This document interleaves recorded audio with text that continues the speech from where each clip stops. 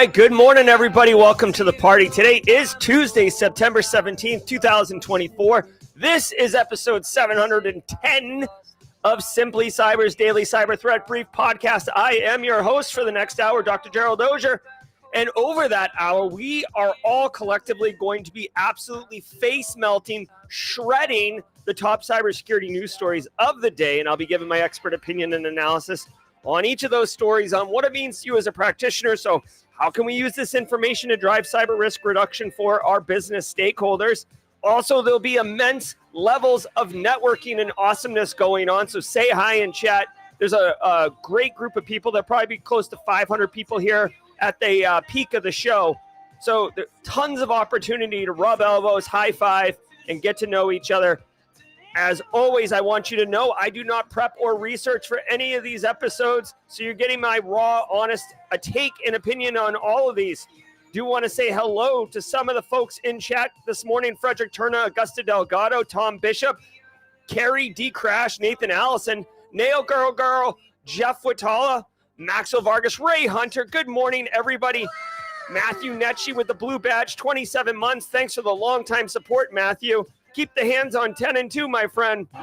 All right, guys. Now, before we get into it, before the face melting goes on, before the value train leaves the station, I do want to say shout out and love to the stream sponsors, starting with my good friend, Eric Taylor, Casually Joseph, Justin Gold, the whole crew over at Barricade Cyber Solutions, the digital firefighters who show you that not all heroes wear capes. Barricade Cyber Solutions, they're dedicated to helping businesses from cyber attacks and recover from the damage done. Cyber attacks can cause massive issues for businesses and send dedicated, hardworking business owners into turmoil. But you know what? Barricade Cyber Solution knows how to mitigate the damage done by cyber incidents. Believe that. Check them out at barricadecyber.com. Links in the description below. Real quick, I see some announcements in chat here. Mr. Green passing the A+. Let's go, Mr. Green. Also, I don't know if he's here right now, but just if you remember yesterday, Trey Black was going to take the CISSP at 10 a.m. Eastern time. Well, update everybody. Trey Black passed and has earned the CISSP. So just Team SC members just crushing goals all over the place. Congratulations. And if you got an upcoming cert, you got this, my friend. You will absolutely dominate. Also want to say shout out and love to Threat Locker. Threat Locker gets the 30-second ad read, so let's watch that. And when we get back, I'm going to tell you about the CPEs. We're going to get into the news. And stay tuned for the mid-roll where we're doing Tidbits Tuesday. 1 second, just a quick word from Threat Locker. Cyber Threat Brief sponsor, Threat Locker. Do zero-day exploits and supply chain attacks keep you up at night? Well, worry no more. You can harden your security with Threat Locker. Worldwide, companies like JetBlue trust Threat Locker to secure their data and keep their business operations flying high. Threat Locker takes a deny-by-default approach to cybersecurity and provides a full audit of every action allowed or blocked for risk management and compliance. Onboarding and operation is fully supported by their US-based Cyber Heroes support team. Get a free 30-day trial and learn more about how Threat Locker can help prevent ransomware and ensure compliance. Visit threatlocker.com. All right, thank you, Threat Locker, for the support. Of course, we got Antisyphon, but more about those beautiful babies at the mid-roll. Hey, so I want you all to know that every single episode of the Daily Cyber Threat Brief is worth half a CPE or a CEU. If you're in the European space, I feel like they say CEUs. Roswell, UK, I'm looking at you. Every single episode, half a CPE. So what do you do with that? Say what's up in chat. Hashtag Team SC. Say you got this at Snake of Your Flores. All you need to do is say what's up, grab a screenshot, file it away. Once a year, count out those screenshots, divide by 2. I know that sounded like a little bit of math, but believe me, it's pretty straightforward. Get those CPEs. Holy Jesus, Chris Cahill dropping knowledge. University rankings came out. DSU, number 7 in the nation for InfoSec. I'm actually representing today, if you see on my polo, Dakota State University. Go Trojans. Love myself some DSU. Fine program up there at the Beacom Institute. If you're there, if you're alumni or you're actively a student there, shout out to you for being awesome. All right, guys. Now, hey, really quickly, if you're a long-timer, drop a hashtag Team SC in chat. But if you are a first-timer, if this is your first episode and you're like, I'm a little curious. I'm just going to check this show out. But what is this? What is this? Oh, my God. What's this retro synthwave thing going on in the background there? Why is this guy yelling so much? What's going on? What is this awesome community? This is what we do. But you need to let us know it's your first time here. So drop a hashtag first timer in chat. Hashtag first timer in chat. So we can welcome you appropriately with a sound effect, an emote, and all the love that the Simply Cyber community has to give. Good morning, Jenny Housley. All right. All right. Do me a favor, everybody. Daniel Plechnik with a super chat. Thank you, Daniel. Become best friends. Yep. Could you please facilitate the baton pass? Absolutely, Daniel. We will take care of it today. The baton pass is the Simply Cyber Community Challenge. We'll talk about that at the mid-roll. And Tidbits Tuesday is coming up also at the mid-roll. But do me a favor, everybody. Sit back, relax, and let's let the cool sounds of the hot news wash over us in an awesome wave. I'll see you at the mid-roll. And that does it for today's Cybers. And I just had a misfire. Sometimes I forget. That was the end of yesterday's episode. You know what? There's a lot to set up in the production piece of this. And every once in a while, I make a mistake. But you know what? It's we're not sitting on ceremony. We adapt and overcome. All right, here, let's go. And by the way, quick teaser. If you're a dog person, you're really going to like the mid-roll today. Let's go. From the CISO series, it's cybersecurity headlines. These are the cybersecurity headlines for Tuesday, September 17th, 2024. I'm Lauren Verno. Lauren. Spyware giant Intellexa faces new U.S. sanctions. The U.S. tried... Wait a minute. Is Brad 19 a newcomer? First timer? Yes, sir. All right. Hey, what's up, Brad? Welcome to the party, pal. Welcome to the party, pal. All right. Department has hit Intellexa Consortium and its affiliates with a new round of sanctions, intensifying efforts to crack down on the company behind the notorious predator spyware. Now, despite previous sanctions, Intellexa has evaded accountability by creating a web of shell companies to continue selling its highly invasive spyware products for mobile devices. This kind of spyware allows those with access to victims' device photos, geolocation data, personal messages, and microphone records in one-click or zero-click attacks, a primary tool in targeting government officials, journalists, policy experts, tech executives, and opposing politicians in the U.S. and around the world. Wow. All right, so this is a kind of a bombshell story. Obviously it's a ton of work, but I would love Andy Greenberg to do a book on this. So check it out. Many of us in the infosec space and surveillance space talk about NSO Group's Pegasus software. That's basically like the media darling for zero-click spyware. And the entire intent of this software is really supposed to be intended for law enforcement to, with warrant, with permission, to get into criminals' devices in order to, surveil them. So think of it as like a wiretap back in the day. You got the FBI guy climbing the telephone pole. You youngs, back in the day, we had to use like telephone wires to make phone calls. It wasn't cell towers. So like the guy would climb the telephone pole and clip on and then like listen in on the orange phone or like the van outside listening. Well, in modern day, law enforcement can use technologies like this, which makes it really cool because like, yay, good guys, we're able to hear what the bad guys are doing, prevent national terrorist attacks, prevent organized crime, right? Which is awesome. But obviously, in a capitalistic society, straight cash, homie, things talk. And guys, money makes people do really, really terrible things. And this predator spyware has recently caught the eye of Sauron, if you will, of law enforcement and policymakers, because it's being used for all sorts of nefarious ways. Now, this article is really well written, and I'm going to actually read verbatim here what the problem is, because this, in a nutshell, I might even post this later on social media. Like this in a nutshell absolutely crystallizes what the problem is and why we need to be mindful of it. Good morning, Kathy Chambers. Intellexa spyware tools, but you can say just these spyware tools, right? Remember, they're supposed to be used by law enforcement for organized crime takedown. But here's what the reality is.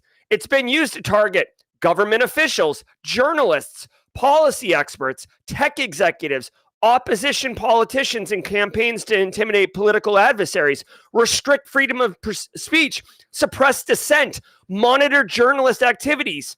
Okay? That right there says it all. Basically, it is a weapon of control of people in power to ensure that people do not challenge their power and they're able to do all these things. So government officials, yeah, I can see what policy you're going to make, but I can also see what kind of like fringe lifestyle or social activities you're into. Maybe you're into something that's like a little bit of a social pariah type thing. Maybe you go to like, odd places in your free time, which are completely legal, but would not be good for re-election. Journalists, you're about to drop a bombshell story on, I don't know, like treatment of prisoners at Guantanamo Bay. Like let's not be biased and think that the United States is without warts, right? Or you're doing some type, or like there's like suppression of like what's going on in Russia, Ukraine, whatever.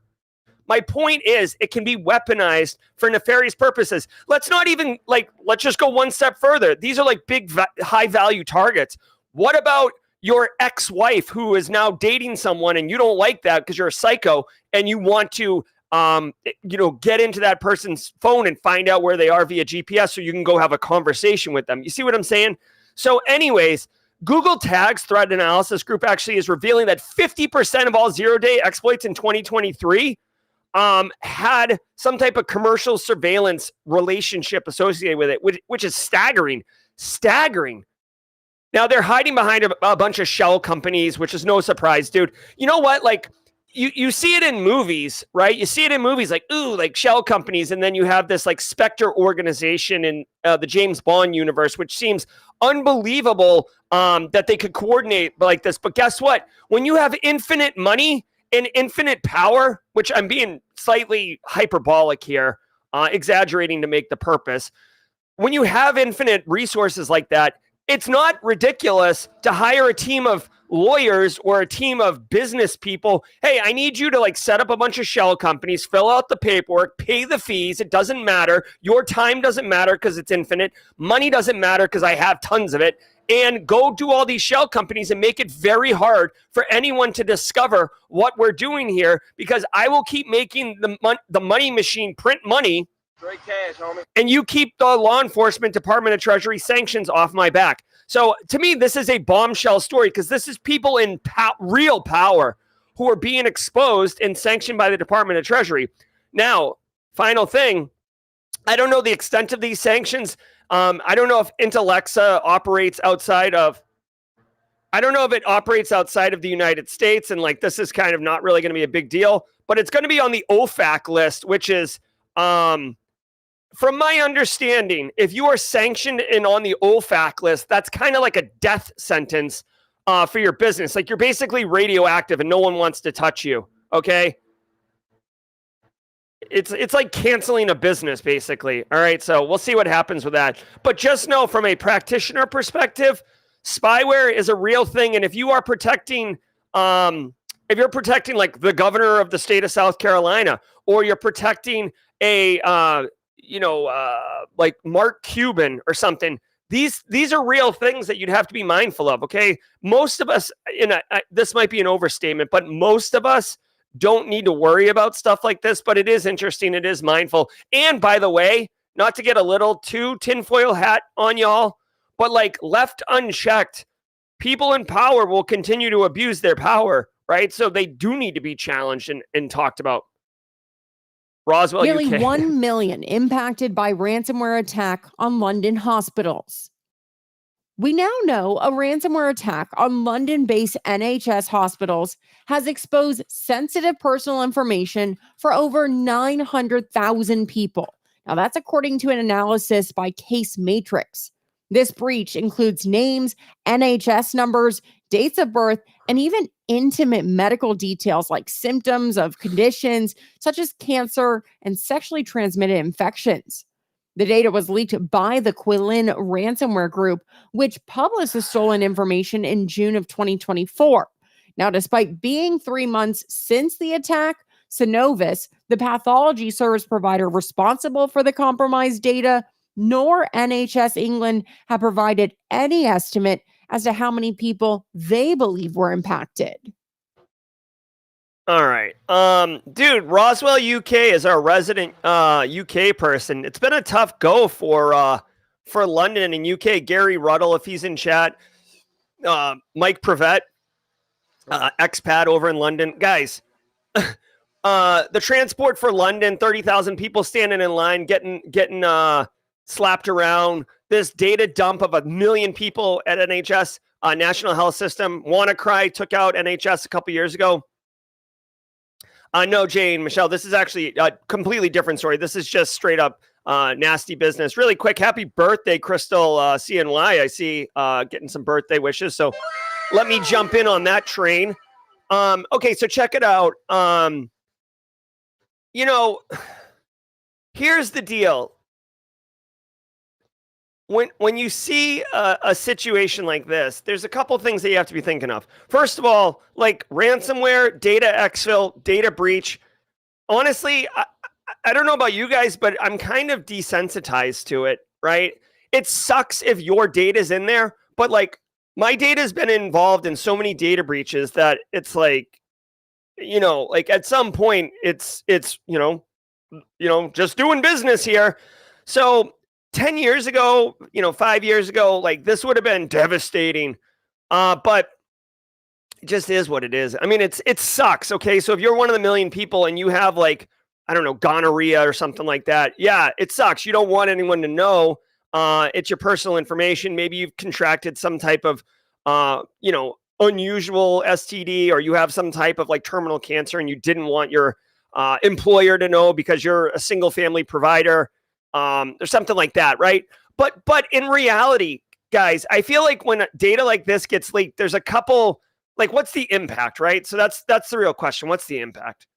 Like crap happens. What's the impact? GRC Mafia knows what I'm talking about as far as impact goes. So check it out. Here's my thinking. One, the real impact is that threat actors could comb through this data and then use it to pretext a phishing campaign in order to get your money or infiltrate you somehow. Like, I see that you have this STD. Like, I reach out to you as like a social engineering attack where like I pretend to have the same one and try to confide with you and maybe start a relationship, like a romance scam, because, what difference does it make? We both have the STD, so we can be a couple and it's not a big deal. But in reality, I'm just going to try to bilk you out of all your money. That's a very specific targeted campaign.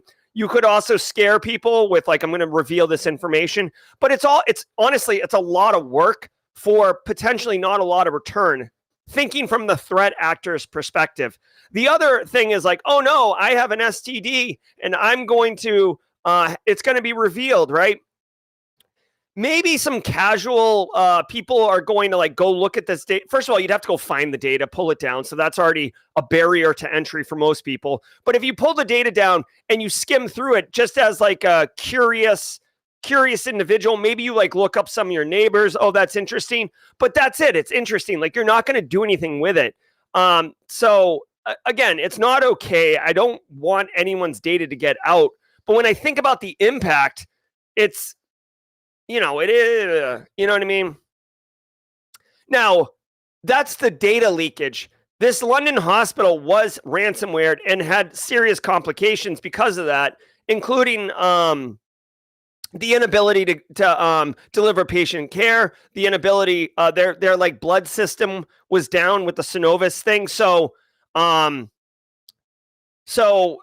like, that's real impact when like you get turned away from a hospital because their cyber attack, that is real impact. But this is focusing on the million patient data leak, which to me, again, I'd love a conversation around this. I mean, I feel desensitized to it at this point. Apple releases long-awaited update. Apple rolled out iOS 18 on Monday, patching 33 security vulnerabilities that expose iPhones and iPads to potential attacks. Key issues addressed included flaws in Bluetooth Control Center and Wi-Fi that allowed attackers to access sensitive data or control devices without authorization. Notably, a bug in the accessibility component could let attackers use Siri to view recent photos and access data without unlocking the device, while a Bluetooth flaw allowed unpaired devices to bypass security. Okay.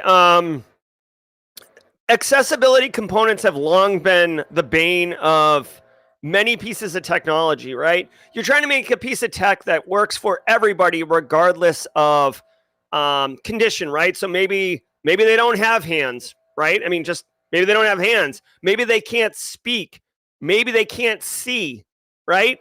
You don't want to marginalize a population that can't see by like, oh, sorry, you don't get to have technology. Sorry, blind person, you don't get internet. No, that's ridiculous.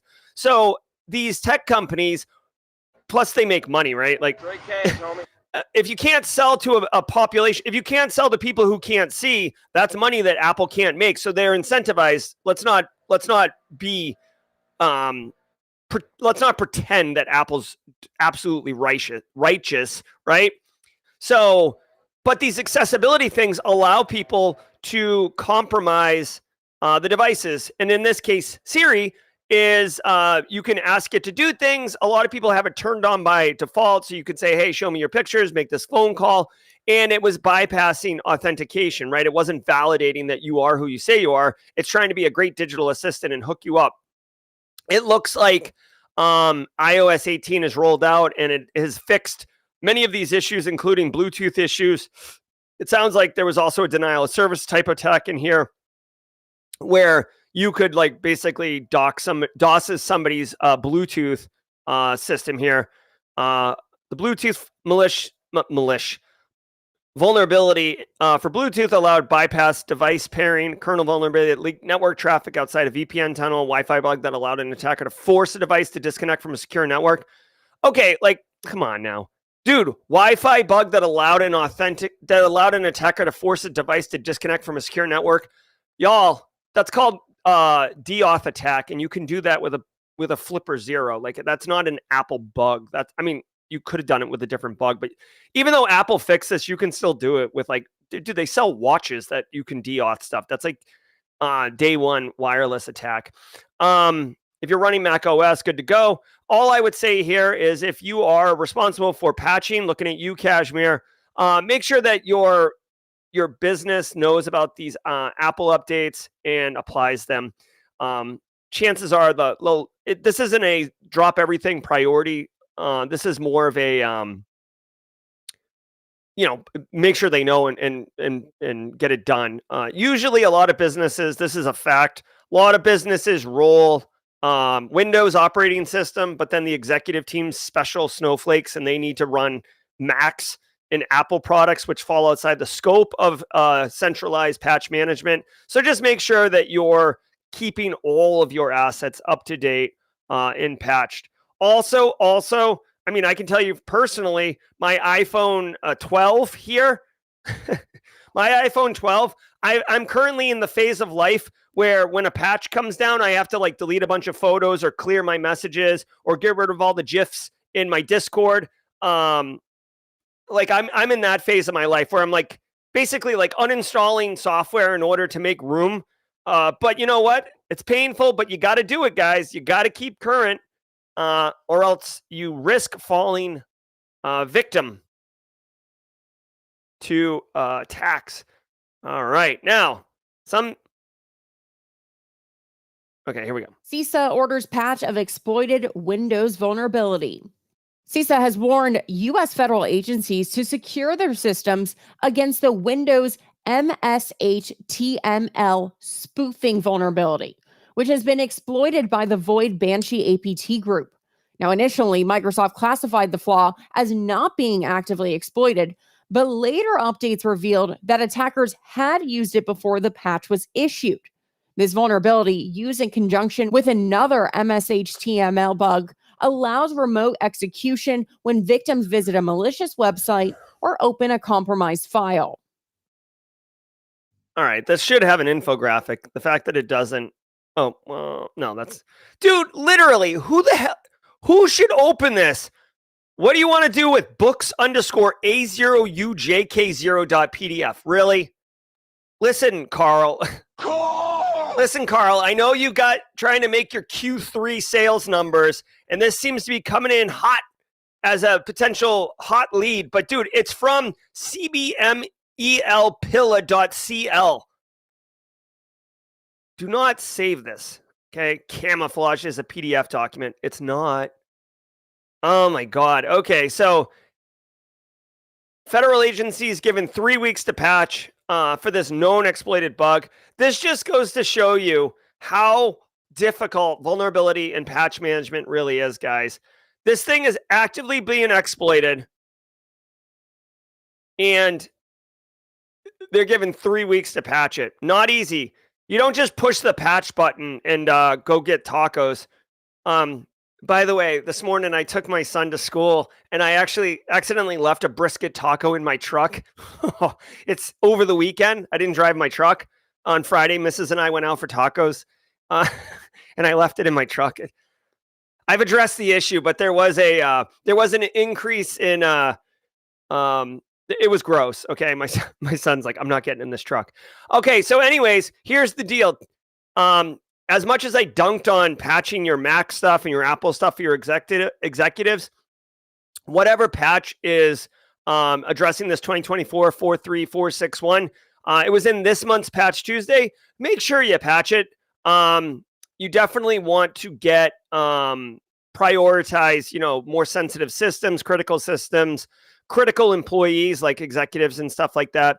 The final thing I'll say about this is, in addition to wanting to patch, the way that the attack vector is realized is through a victim accessing a compromised website or opening a compromised file. So compromised files, yeah, you can ship it by a USB, but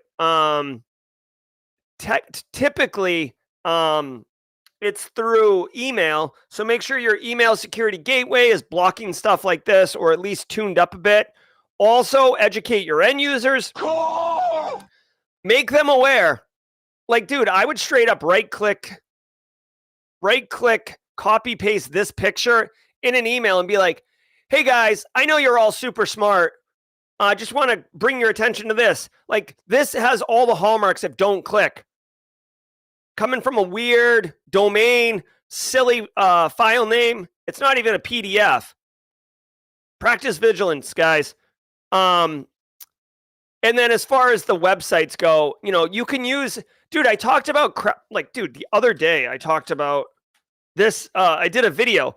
You can get free $0 dynamic block lists that automatically update your system's local firewalls, like IP tables on Unix boxes, or hook into your active firewalls if you're a little bit bigger, if you're a real boy and you have real firewall technologies in place instead of at the host level. You can insert block lists that are dynamically maintained, which will help you prevent your end users from accessing known malicious websites, right? An ounce of prevention, y'all. Thanks to today's episode sponsor, Conveyor. Why do teams choose Conveyor over the competition for customer security reviews? A few reasons. 1, market-leading AI accuracy for any format of security questionnaire with limited knowledge-based maintenance. 2, enterprise-grade trust center that automates every customer security request. And 3, Conveyor sales team is actually fun to work with. Learn why Conveyor is the security review platform your InfoSec friends love at www.conveyor.com. That's CONVEYOR.com. All right. Hey, all you Team SC folks and Brad, first timer, we do this every day.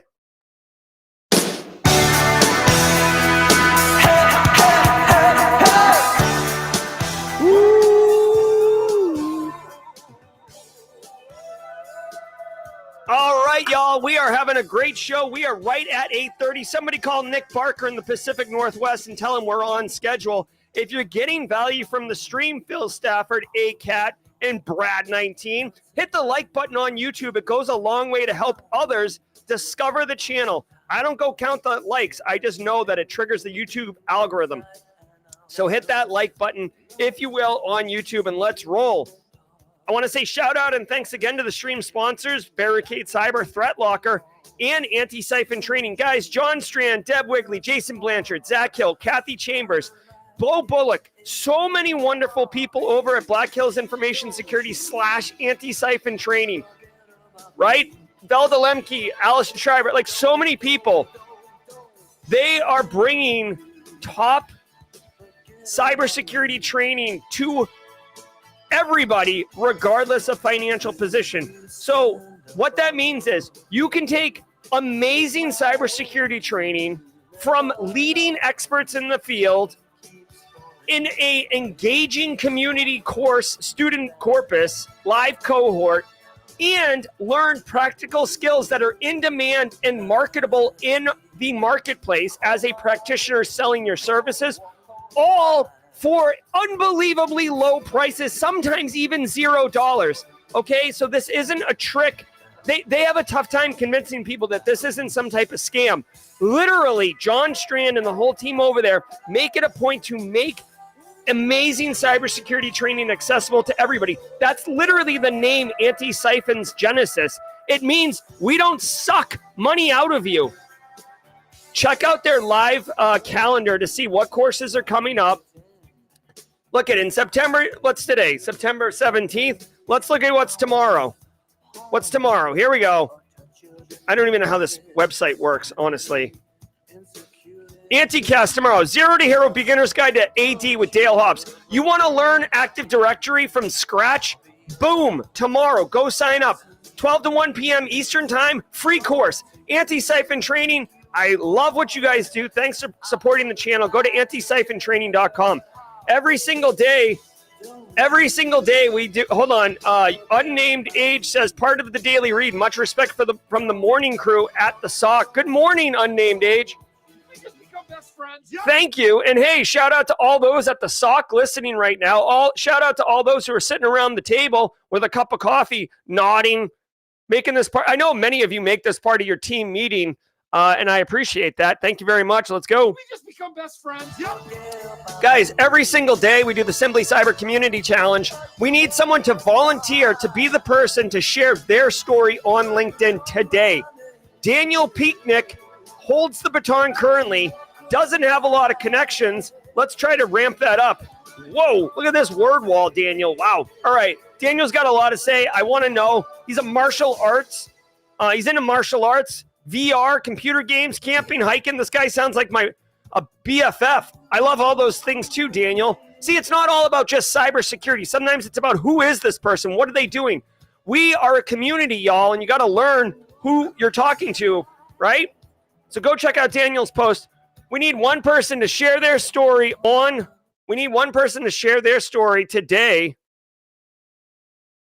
on the Simply Cyber community. I'm not even connected to Daniel. Hold on. Let me fix that really quickly. Daniel, we got to connect, bud. See, look at this. It's as easy as this. Douche. I just added +1 to my network. Daniel adds +1 to his, and his LinkedIn feed is going to be supercharged with cybersecurity content. So please, if you'd like to, I see Martell Williams is in chat and wants it.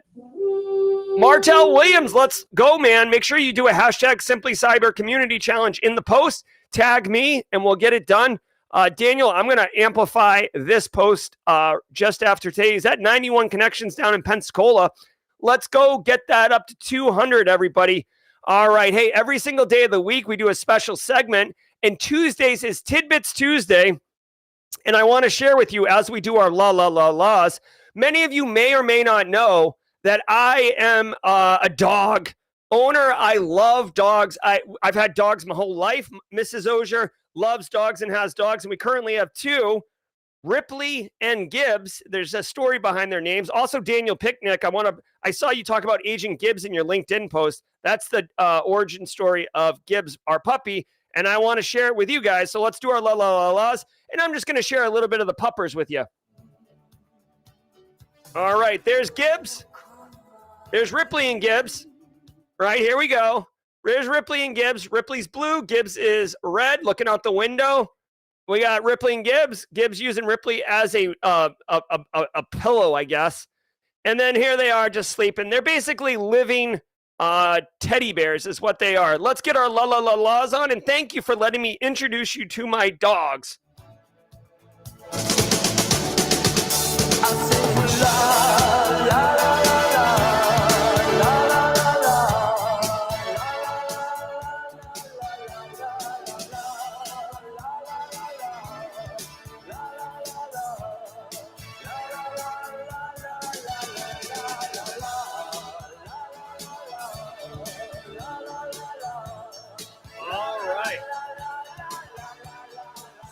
Let's slide back into the news, y'all.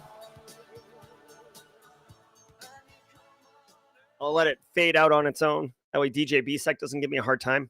Hacked voter data claims not true.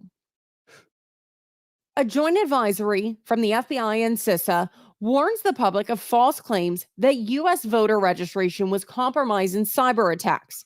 Now, the agency said that in lieu of actually compromising systems, the threat actors are spreading disinformation to make the general public believe that the voting process is being compromised. The FBI and CISA doubled down on these claims, highlighting that they have no information suggesting any cyber attacks on U.S. election infrastructure at this time, though they do expect false claims like the one mentioned above to continue as Election Day approaches. Yeah. I mean, hey, you know what's easier than hacking systems? Telling people you hack systems and making them believe, right? So this is a classic playbook move of misinformation, disinformation.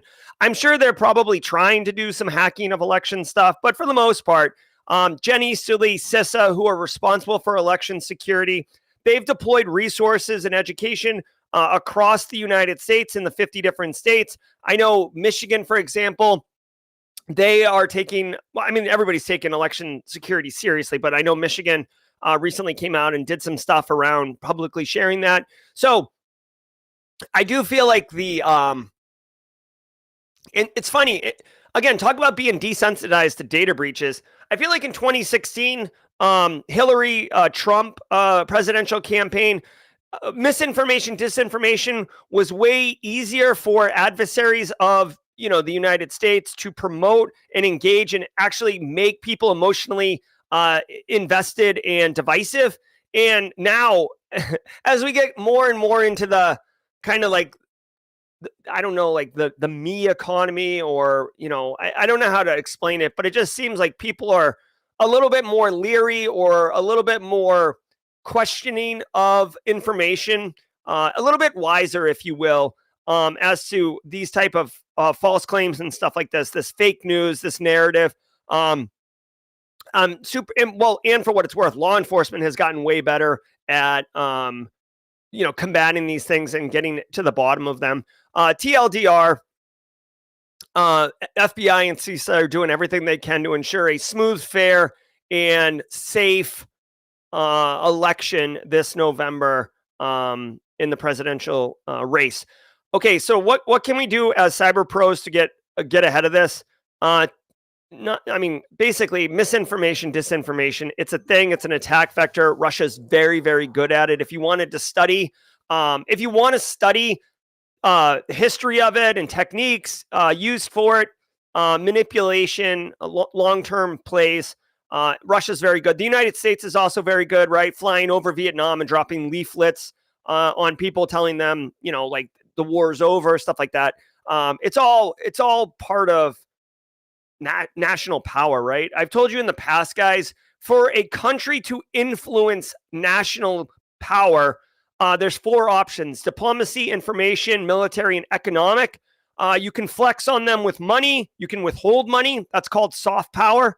China's doing that quite a bit in Africa and South America.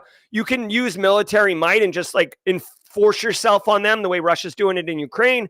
You can use diplomacy, which is, again, a little bit of soft power. NATO is a great example of like relationships and diplomacy to influence. And then finally, the mysterious one is information. And that's where you use misinformation, disinformation, information security, surveillance, understanding secrets, confidentiality, all these things. That's where the information resides. And that's where we as practitioners live.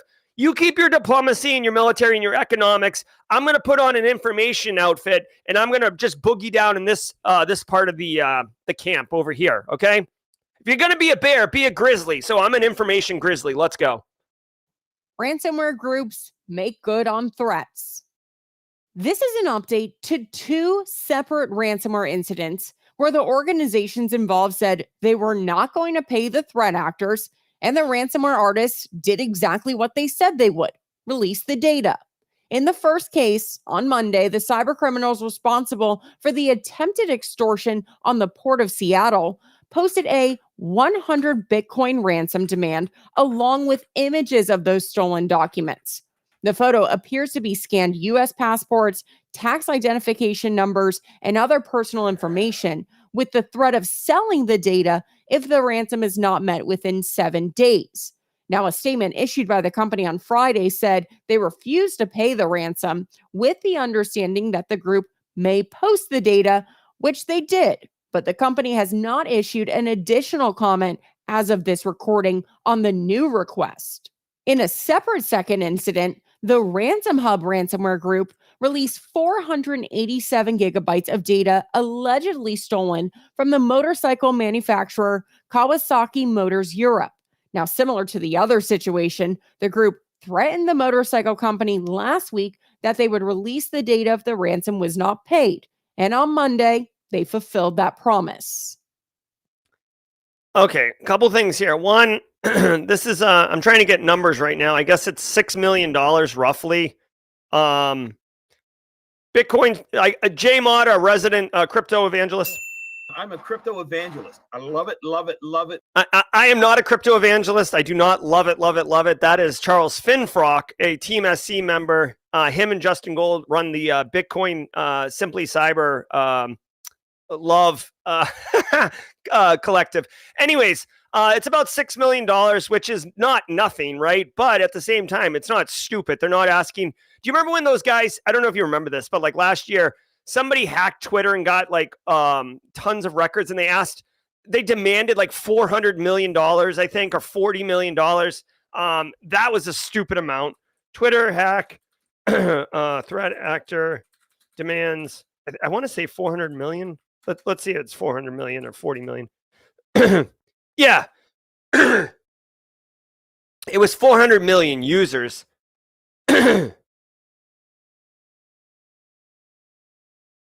It was 400 million users, but they definitely asked for like an obscene amount.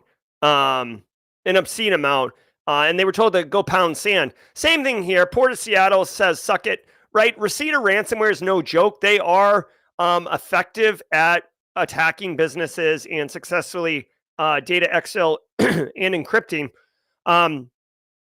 This sucks though. You know, SeaTac Airport, Port of Seattle, both hit within a couple days. I don't know if it was the same threat actor group or if it was a different threat actor group, but one thing that sucks is this is real information, right?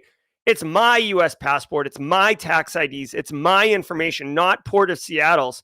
So obviously the victims here are the patrons of Port of Seattle, not Port of Seattle. One thing that really, really sucks though is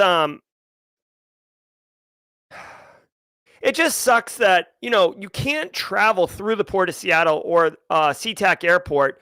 And like in the United States, you can't travel without giving all sorts of information, which makes sense, right? In a post 9/11 world, Patriot Act, all these things, we as a society have decided we're going to increase surveillance, increase security, increase,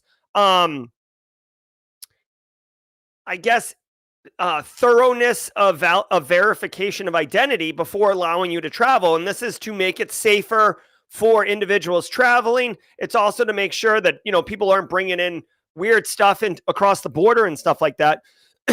But that decision brings additional security controls with you. This is again, GRC Mafia, where are you at?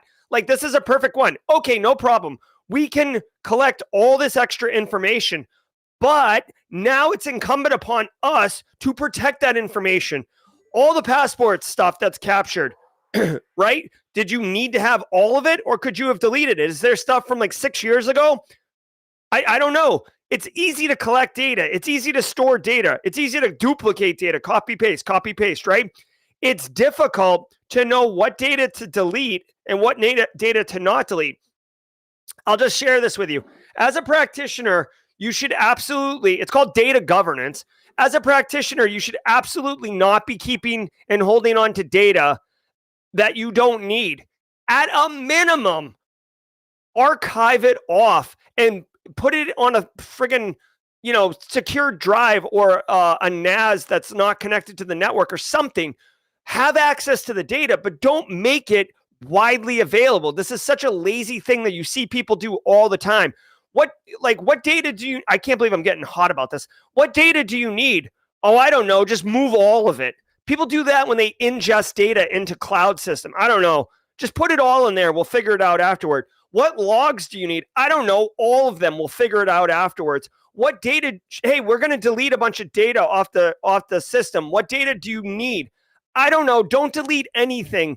We never know what we might need. Guys, I have seen, this is not a joke. This is reality. I'm not going to reveal too much to not dox this, but I have seen systems where the business migrated to a new system, okay? Major system. Like think of an ERP system. The business or an enterprise resource planning system, the thing that has all the financials and HR data, okay?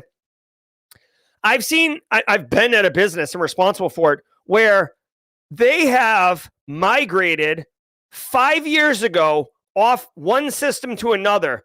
The old system should have been put away, sunset, decommissioned, and it just sits there. And when I discovered it, I said, what the hell are we doing? What is this? And they're like, oh, that's the old system. We have the archive data in there. I'm like, fine. Like, can we turn it off? What, like, who needs to go in there? They're like, no one really goes in there, but every once in a while, we'll go in there. So we need it. Now, this is one of those ones where like I can kick rocks and flip out and make the case that it needs to be decommissioned, but it's a business decision.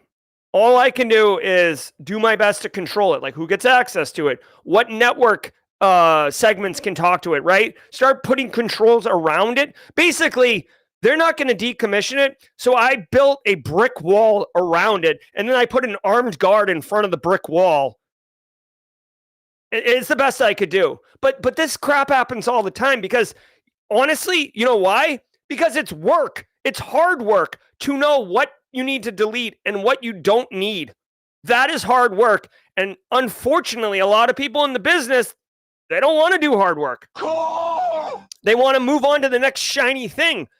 Oh, Jerry, if we go back and decommission this software, that'll take like a 2-week project and it doesn't really make any money for us. It's just sitting there. It's not a big deal. We're working on this new project to move into this new market, or we're working on this new project that we're going to sell, or we're working on this new app, right? No one gets elected for fixing a bridge. People get elected for building a new bridge, right? That's a loose metaphor, but it's infuriating as a GRC practitioner when you find this stuff and you're like, you guys are nuts. And they're like, just do your job. You're like, I'm trying. Ransom Hub exposes sensitive data and U.S. platinum mine attack. Stillwater Mining Company, the only platinum and palladium mining operator in the U.S., has confirmed a data breach that exposed the personal information of over 7,200 employees following a ransomware attack this summer. Now, hackers stole sensitive data, including social security numbers, passport details, and bank information, with the Ransom Hub gang claiming responsibility. That's the story? Securing What the hell? That was a pretty... I blinked and missed that story. Okay. Stillwater Mining Company got hit with ransomware. Okay. I don't know. It's not a financial channel, but maybe the price of platinum is going to go up. I don't know. 7,000 employees' information stolen. Don't worry, employees, still mining. Takes your security and privacy seriously. I'm sure they're still mining though, right? Got to keep those mines mining. Still making money. Straight cash, homie. Let's see what happened. Government IDs, passports, socials, IDs, birth certificates. Jesus. Why are you capturing birth certificates, Stillwater Mining? Why would they have medical information? All right. Ransom Hub took credit for this. Okay, so Ransom Hub is absolutely, as far as I'm concerned, like I'd like thoughts on this. Eric Taylor, I know you run quite a bit with the ransomware threat actor groups. Ransom Hub seems like the apex predator right now. Like they get in where they want. They have a clean operation. They're effective. They are mission focused, meaning like this is all they do and they do it well. You could see Ransom Hub became a key player in the ransomware ecosystem, taking over for other Russian-based hacking gangs that were disrupted by law enforcement. Yeah, I mean, basically, Ransom Hub came on the scene in, I want to say, early May. Was it April, March? When was Change Healthcare breach? Was that March? Okay, was it June? I don't know. So they filed the breach report in July. Here's the thing, guys. Basically, when the Change Healthcare attack happened, which was a massive, massive attack, it might be the largest cyber attack or ransomware attack in 2024. When this happened, Black Cat Alfie, who took credit for it, took $22 million and exited, i.e. we are shutting the operation down. But then they like handed the keys to the Ferrari over to Ransom Hub, gave him the table scraps, and Ransom Hub came out like a wrecking ball, frankly. And I mean, dude, Ransom Hub, in the last like 3 months, Ransom Hub has hit 210 organizations, City of Columbus, Rite Aid, like large businesses. So it's not good. They laid off 700 workers, Stillwater Mining Company. I don't know if that's related to the cyber attack or not. It may or may not be. But hey, as a practitioner, you know, this is a good opportunity. Like getting laid off, losing your job is something that is visceral and people can identify with. So you could possibly use this story, like Montana miner laying off hundreds. It says due to declining palladium prices, not because they were ransomware attacked. So, you know, apparently like this statement is not relevant to the cyber attack, but you could technically make a loose connection and then leverage that for awareness training. Hey guys, like we don't want to get ransomware attacked because, you know, it has real business impact. 700 people here at the business could lose your job. Say that in an all hands meeting. You'll get people. If you say that at an all hands meeting, I guarantee you, people will stop looking at their phone and look up at you and be like, hold on, what? This guy's talking about my livelihood not being there anymore, my inability to pay my bills, feed my kids, me be unemployed. I'm going to listen now. Okay. Again, this is a fear, uncertainty, or doubt, or you'll hear it referred to as FUD.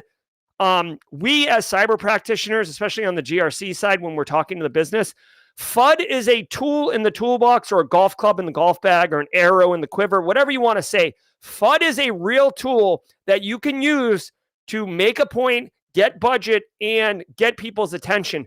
However, I will caution you, do not use FUD all the time. It's like a dark art. Like, yeah, it's very effective, but if you overuse it, people start like desensitizing and thinking that you're just like a Chicken Little type person. And it's basically something you want to use in a very targeted, deliberate way. All right, let's keep going. AI tools is not a solved problem. Oh, no, there we go. Hold on, let's go.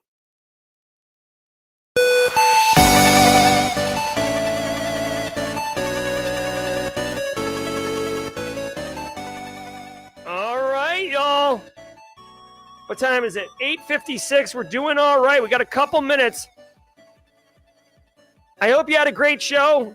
Brad, first timer Brad, if he's still here. Let's see if he's still here.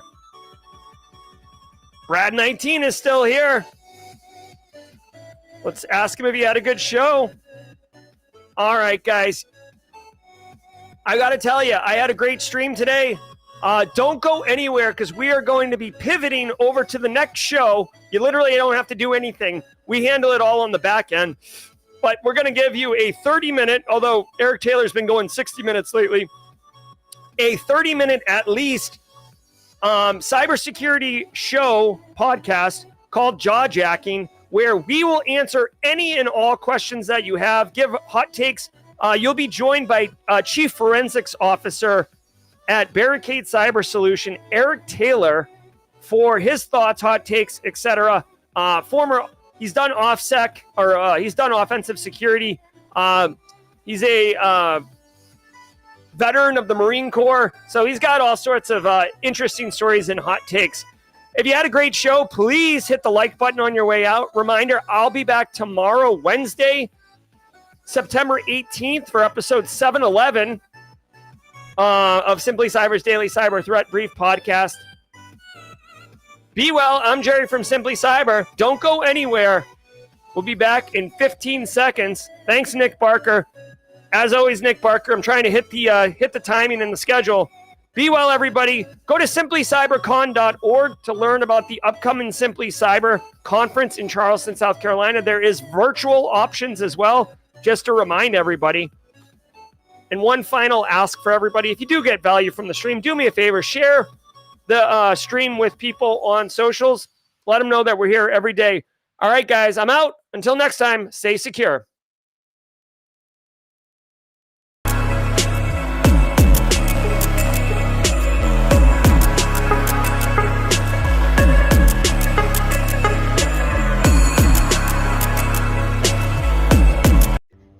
What is going on, you beautiful ladies and gentlemen? Thank you so much for tuning in and stick around for Jaw Jacking, where I just go completely unhinged and we'll talk about today's news and what we've seen throughout the course of the day.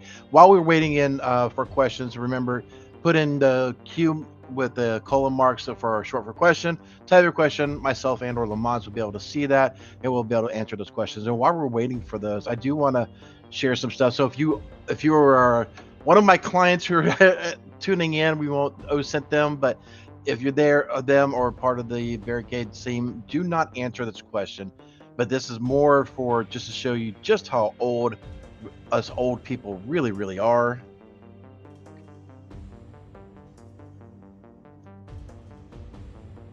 Seriously, zoom in. Jerry just gave me trash because I was calling him being whitewashed. Anyway, do you know what this card is?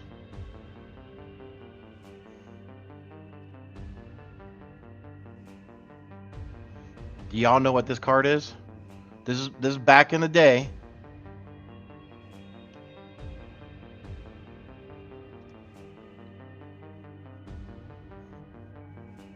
Coax for the win. But what is it exactly called, Dr. Gerald Auger? You know, coax for the win is not a very good descriptive item of or description of what this device is. There we go. TV card, TV tuner card, exactly. So back in the old analog days, you could actually stick your coaxial cable right here into the into this here. You would have your audio output. So that way you can be able to pump it out to your speakers. So some of them had where you actually had to use a sound blaster card because it didn't support the sound outputs. But you know, this was a TV tuner card, so you could be able to be at your TV and watch TV. It also really coupled with Windows Media Center. For those who did not know what that was, if you know what Plex is and Jelly Belly, I think it is the other, or Jelly Bean, one of the Jelly applications. But yeah, if you're familiar with that, that's Microsoft's original, or this is Microsoft's original play on the Content Play type of situations where you'd be able to play your own content, from your burned DVDs that you ripped, things of that nature. And there was a Windows Media Center. So later versions, you were allowed to actually turn it into a DVR where you're actually able to record your shows, things of that nature. So much more before. And there we go. Just checking on my chat.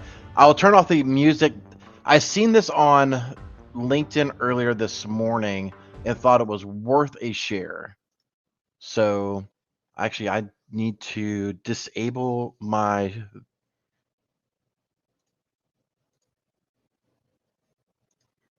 I'll need to replace it.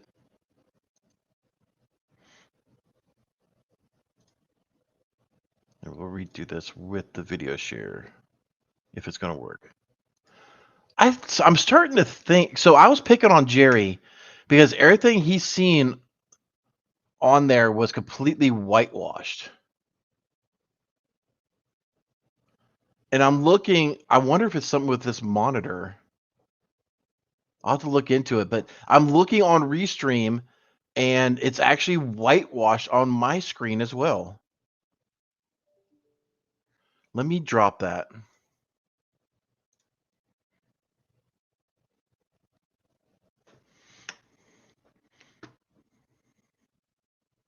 Bear with me. Bear with me. Talks amongst yourselves.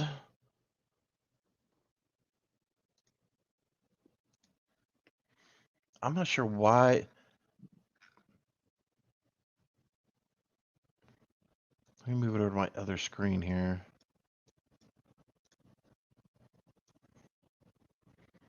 Oh, it's got to be this monitor.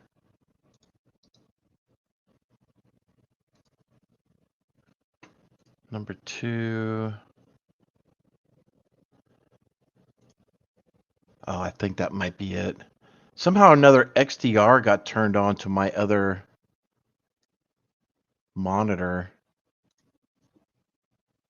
All right, let's try sharing this actually looks better on my screen.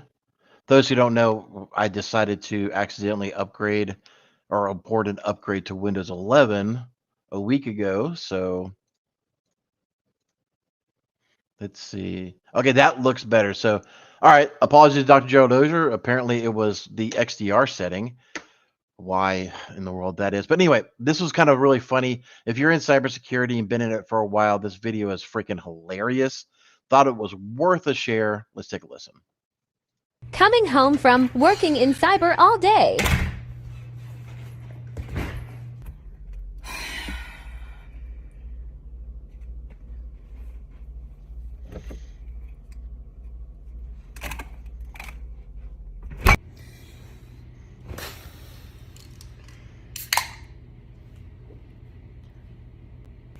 That one family member. You're home. How was work today?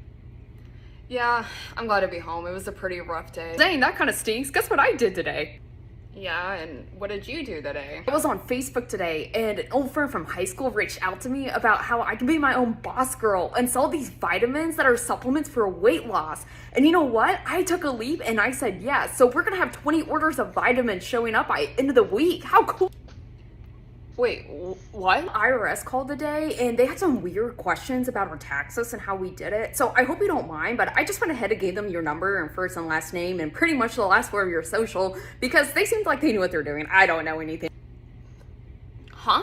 One last thing, that Amazon package that you ordered, yeah, I got a text message today with a link to track your package, and it seems like it got lost, so I just went ahead and filled like a claims form on the website, and they asked to reconfirm your address, so I just went ahead and gave them your email, your physical address, and then, you know, pretty much like your credit card information as well, since they might have to refund you since the order got lost. I didn't order an Amazon package. What are you talking about?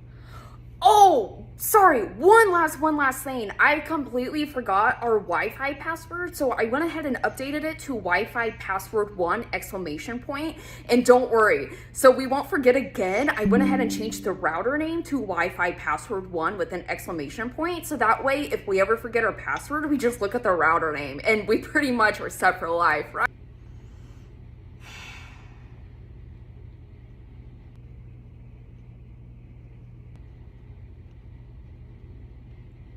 So yeah, anyways, how was your day again? My day was fine. Thanks. Yep. Coming home from If you guys have been in for a while, you know the joys and the pains of that. I will post it here in the chat so you can be able to enjoy that at your own leisure, shared around in your inner circles. I seen that this morning, and I thought that was way too funny not to share this morning. So hopefully y'all enjoyed it. Check in mod chat for any potential questions. I'm not seeing anything.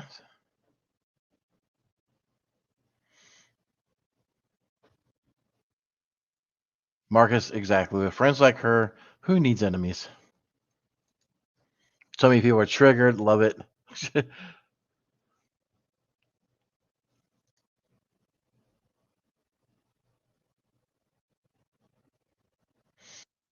Exactly. It never stops.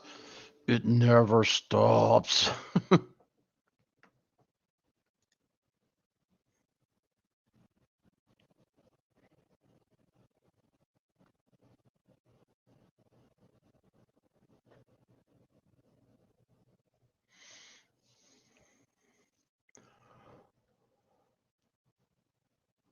Also grabbing a Celsius for okay. Not sure how you feel called out there casually. A Cashmere Joseph. Oh, let me dig up. Why stop? I'm really hate. I'm getting the hang of Windows 11, but I really hate Windows 11, y'all.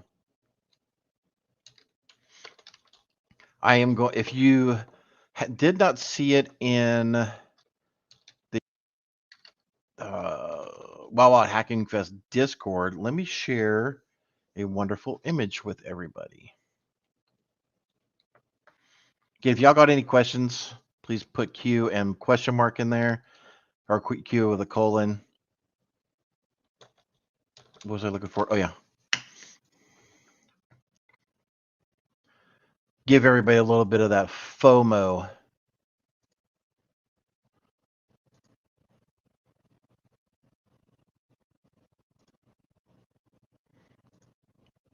Download.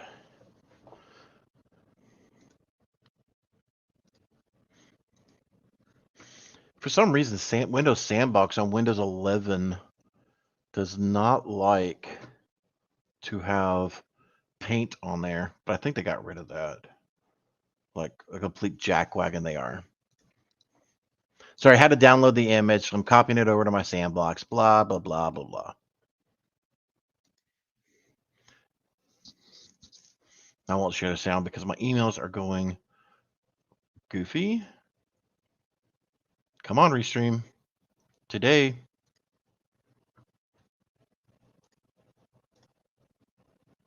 Holy moly. So if you're going to be at Wild Hacking Fest, whether in person or remotely, welcome to a preview of this year's shirt that will be done by us. I definitely wanted to have the American flag just because of the military, and got our logo over or our branding here, but this is the Wild Hacking Fest sponsored shirt for the year. So when you fill out your sizes, it'll definitely be there.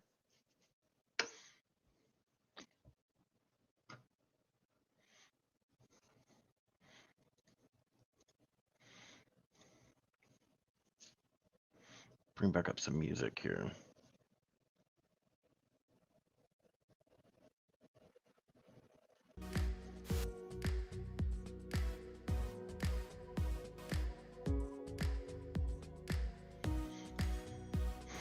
Let's see. Any recommendations for quality online training for the Cisco ICE? Talk to. It's been a long time since I've gone down Cisco training.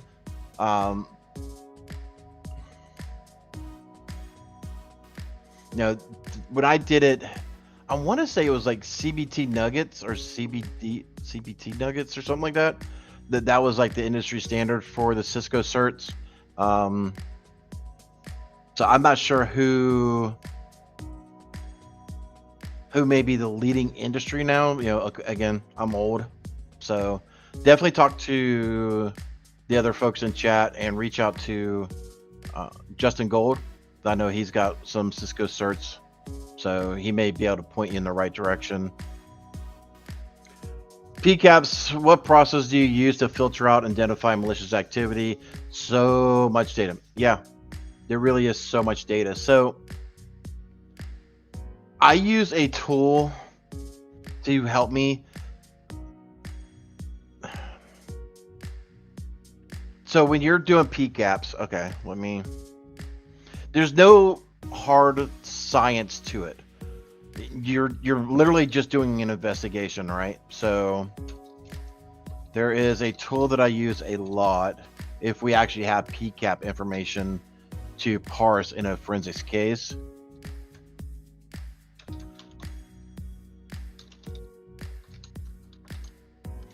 No, I don't want the correct version. Thank you.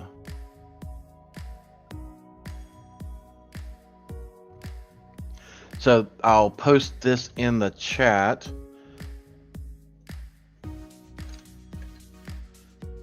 But this is a good tool that I've used in the past where it's, you can be able to actually do a filter. You can actually see what files and images, if there's any credentials, all the DNS stuff.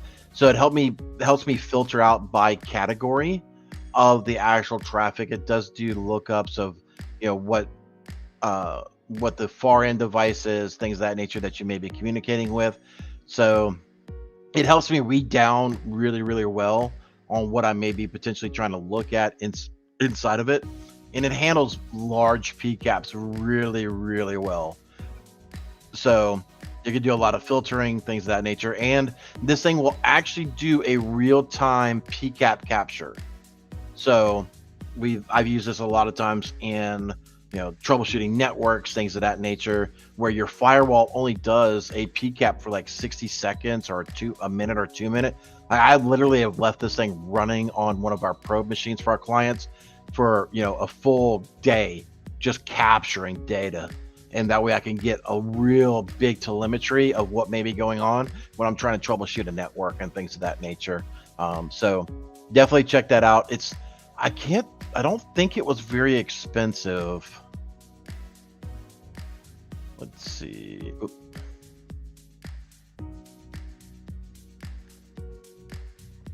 Okay, so it's a little bit more than I remember. $1,200. I can tell you, we have the corporate license because we use it a fair amount. But the free edition will get you a pretty good way of the way there of what you need.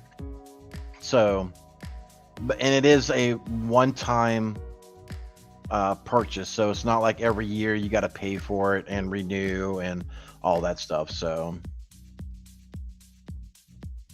hopefully that's of help to you.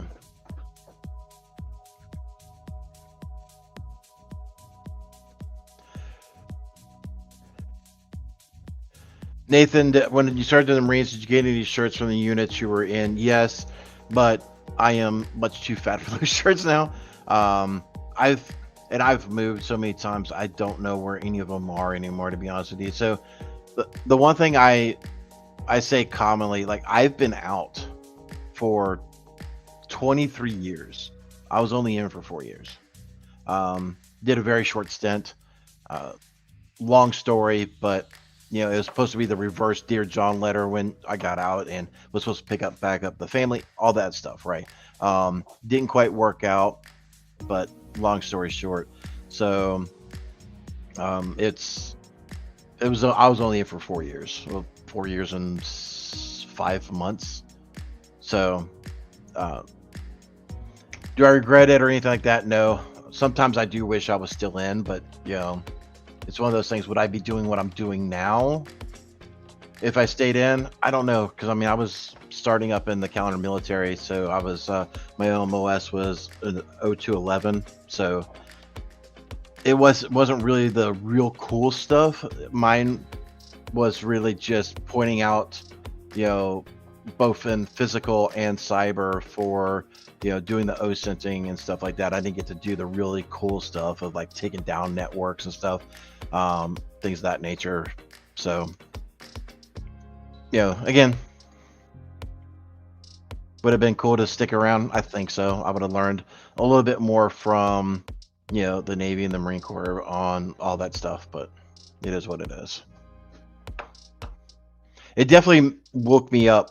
There was a lot of life lessons that I had to learn the hard way, and it really turned me around to be a better person. Definitely helped me control my anger a lot more these days as well too. Carrie, have you ever done drone forensics on any drones? No, but I have been researching it. So we've got a couple DJIs. I know it's the Fisher Price of drones, but I've lost too many drones just in the takeoff process and just simple navigation, and a wind will take it off into Neverland and never see it again. So I needed some Fisher Price style drones, and I really enjoy flying those. But I do look at all the metadata and stuff like that as I'm parsing through it and seeing how, like, DJI every 30 seconds is doing a GPS stamp of where it is, so you can actually map out everything. So it's pretty cool to watch some of that stuff. I know there's a lot of off-market type of drones these days for the more advanced people. I will probably get into that in the next year or two. I'm really interested in it. But that's more of a hobby type of thing that I'm going into. I don't see any real business need for that stuff. I mean, that may change in the coming years, but the most of the stuff we're doing, we haven't had a need for a case that involved a drone or anything like that. I think most of that stuff would be either civil matters or against a government institution, like Billy Bob is, flying drones near Area 51, but you think the military will handle that internally, right? So I don't think that would ever come to something like us by any means. So it's a hobby more than anything.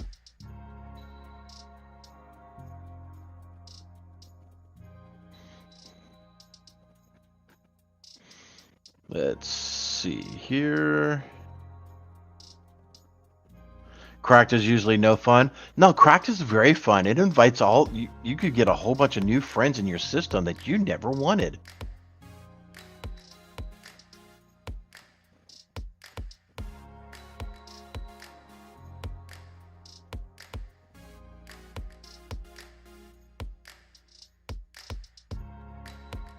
Let's see, just catching up here.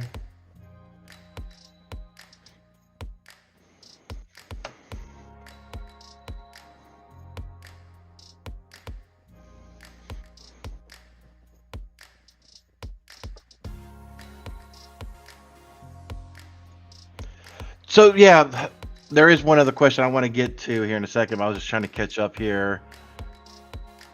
Real estate 3D maps. I've been seeing that as a growing trend. The land surveyors will actually use some drones, and I think DJI even has one too, because it kind of got me turned on to it a little bit, where they were doing complete land, like acreages of land surveys with a specialized drone that did a whole bunch of. It was really cool to see. But yeah, drones are really growing in popularity and use case.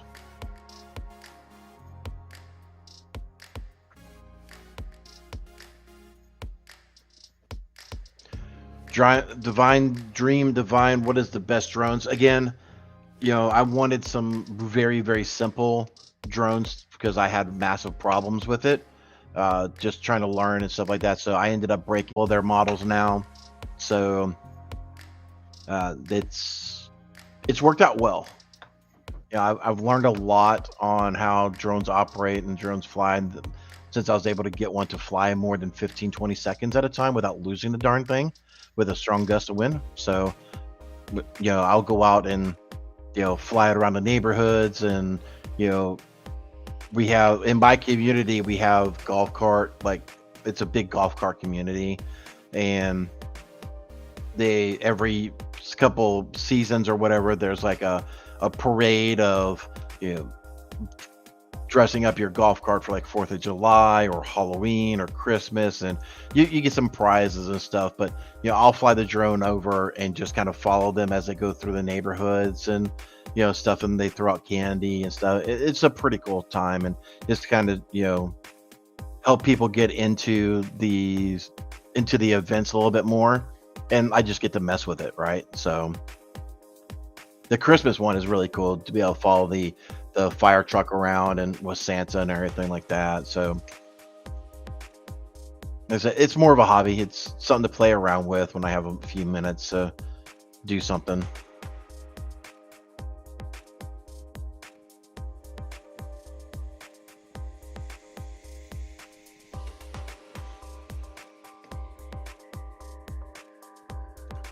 Awesome. Looking at picking up the shirt and picking your brain. Sure. Just know, David B, I'm an introvert. It's just don't do small talk. Just come up and ask your question, kind of get to the point. And it's not to be rude. It's I just ask anybody who knows me. I suck at small talk, and I've said it here before.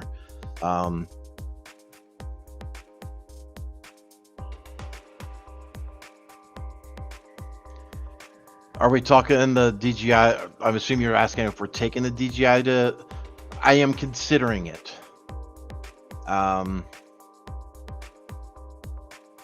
So I don't know if we will or not. And then I don't know so things to understand, like in my area, we are Class C, which is unregulated. So I can fly up to 400, 500 meters and where I live. I'm assuming as remote as Deadwood is, it's going to be a Class C as well, unregulated up to 400 or 500 meters. You just got to be careful because all your small commuter pilots and puddle hoppers and everything, I mean, they're able to fly in the same space. I was flying over one of the lakes behind our neighborhood and was coming eye to eye with a helicopter, and I'm like, ooh, that's not good. So I dove down. So you just got to be very mindful. I use an app called FlightAware, and I keep checking it every minute or two just to make sure any registered flights are not in the vicinity of me. I'll have to ask Casually Joseph because he knows more about flight plans and stuff like that way more than I do. So he's kind of my go-to person I ask. And there's a couple of neighbors here that I do as well. But from my understanding, if you take off from one of the smaller unmanned business airports and you plan on staying below a certain altitude, that you don't have to file an FAA plan or flight plan. Again, pure speculation. It's just a rumor I've heard. Could be completely BS, but something I got to keep an eye on, right? Because the DJIs are expensive, right? I mean, I think mine was like $1,100, $900. It was right around that $1,000 price mark. So I mean, they're freaking expensive, and you don't want some rando smacking your freaking drone and losing $1,000, right?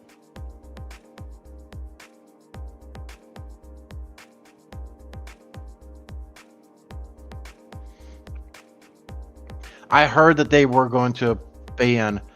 I don't think that's going to ban the existing, the people who are existing. And all that's going to do, folks, there's so many tutorials out on how to build your own drones now that it's not hard to do anymore.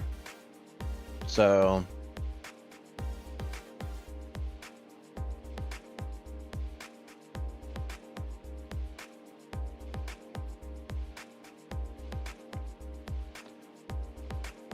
do you need to have a license?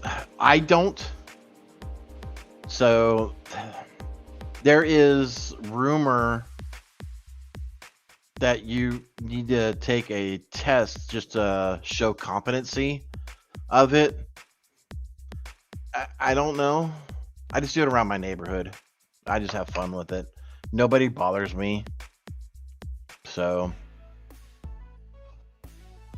if I'm required to at some point, then I'll do it. But it's literally, from my understanding, that if you're doing it for recreational, non-for-profit, you're not collecting any money for it, you don't need one except for that competency type of test that you submit that takes like 30 minutes or something like that. I'm a defiant little SOB.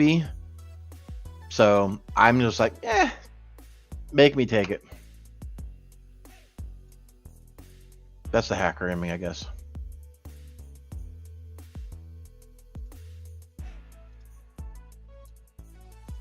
Go. Oh, wait.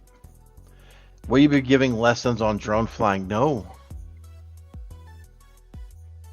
I am probably not the best person to teach you.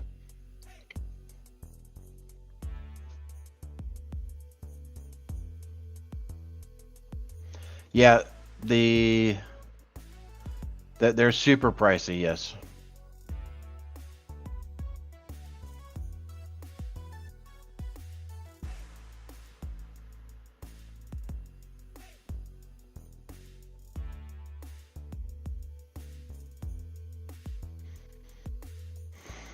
Yeah, the bill was targeted at DGI specifically, just because of where they're made.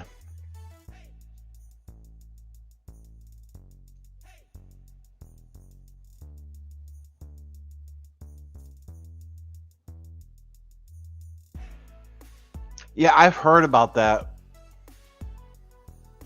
where you can get a hefty fine if caught. Again, I think it's all in the airspace that you're flying in. Like, I cannot go near, I know for a fact I can't go near Charleston Air Base without having a license to fly at certain, I mean, the drone won't, DJI won't let you violate airspace unless you hack it. But it won't let you do it. So you can, it will, I think once you get into those regulated airspaces, you definitely have to, but I'm kind of out here in the country a little bit. So we're in the unregulated airspace up to, like I said, I think it's 400 or 500 meters up, which is way more than enough for me just to fly around the neighborhoods and just, you know, shoot the parades and stuff like that. Like I said, it's more about just recreational fun, just poking around the neighborhood, getting out on the golf cart, breathing some fresh air, touching grass, right?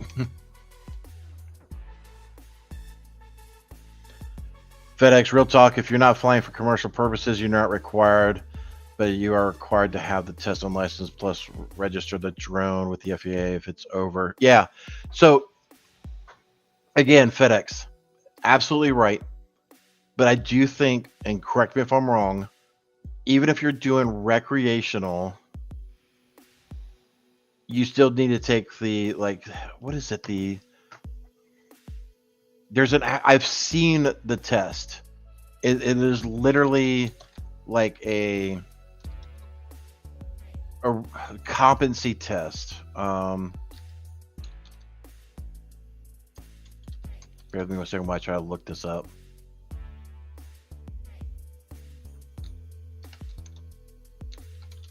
I'm sure Cashley Joseph is screaming at me. Yeah, it's called the trust test. So this is what they are talking about. And I'll put this in chat as well. But this is the test that I'm told that recreational folks are supposed to adhere by. And like I said, I've heard it's like 20, 30 minutes. And you're done, right? It's just like, yeah, I promised to obey the laws. I promised to, you know, do whatever, and, you know, so take it for what it's worth.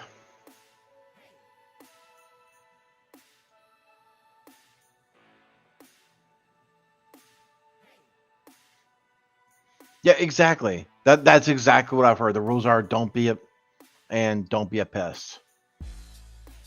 You know what categories your airspace are. You kind of know, don't, you're promising not to fly around in your neighbor's backyard, peeking in their bedroom windows with it, and taking photos, and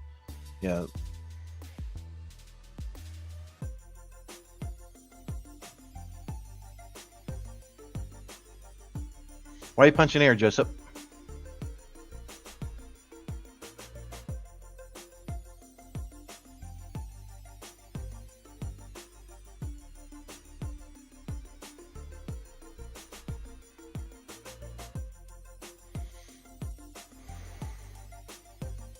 What song is this? This is literally just something in Restream. It's called Future Pop. I don't know.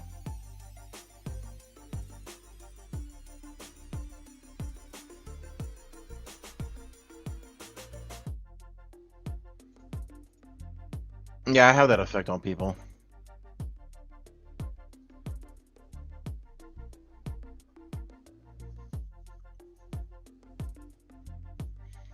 So upgrading Jeff has confirmed essentially that it's 32 minutes. Thank you so much.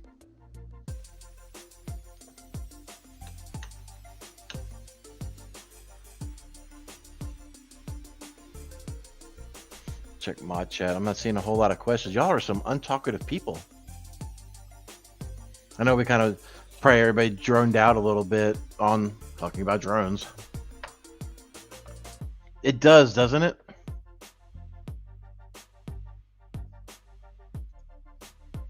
Yeah, being the techno, it's definitely.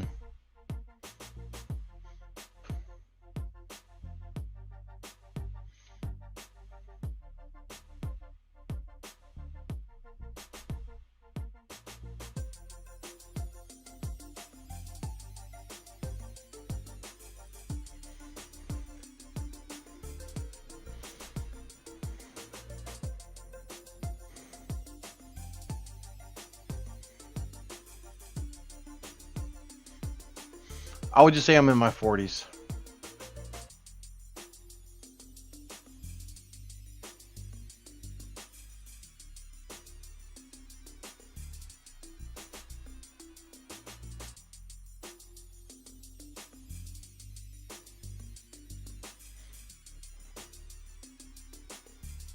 How long have I been on Windows 11? About 2 weeks. My primary forensic workstation has been on Windows 11 for a while. It did take me a while to understand the Windows 11 version of Power Tools, how you use the top of the navigation bar, so, or the top where you can be able to split things out. So that took me a little bit to kind of figure out a little bit, but I've got the hang of that. There's some nuances, just workflow type thing.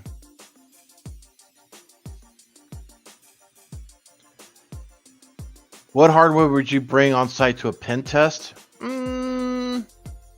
Depends on the engagement, right? I've used nothing more than my driver's license before to get into buildings. Can of air. No, I mean, some of this crazy stuff you see is some of the best stuff. Like, one thing I always keep a hand on is hotel key cards, so I don't destroy my driver's license anymore. Gift cards, things of that nature. They're pliable, but they're still very firm, and I could pretty much get into a lot of doors with that. And it just works.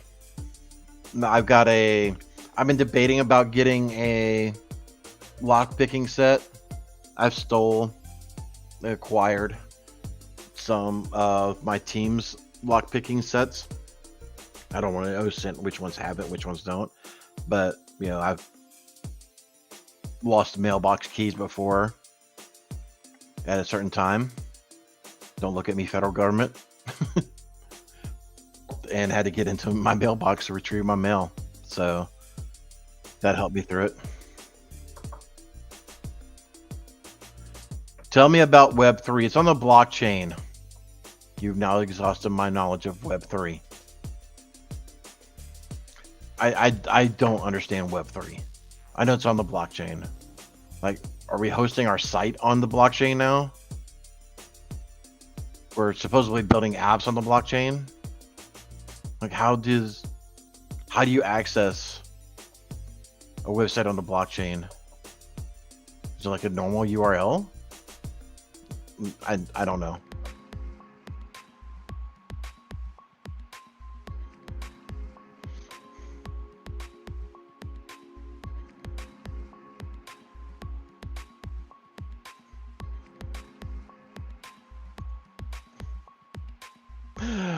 This is my rifle, this is my gun, this is for shooting, and this is for fun.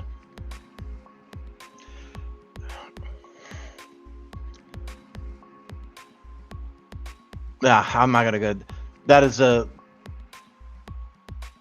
sad story. I would just say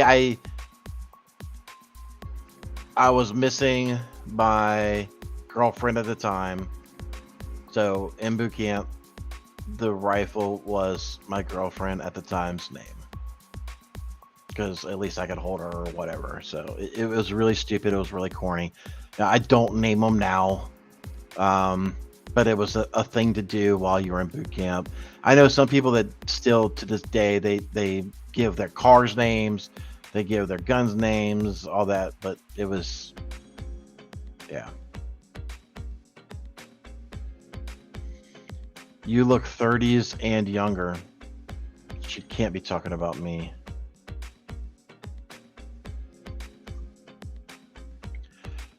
What is your take on Amazon's decision to call folks back in 5 days a week? I don't know.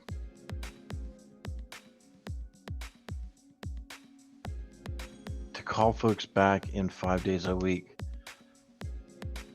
I mean, I guess that's for their admin team or something, maybe.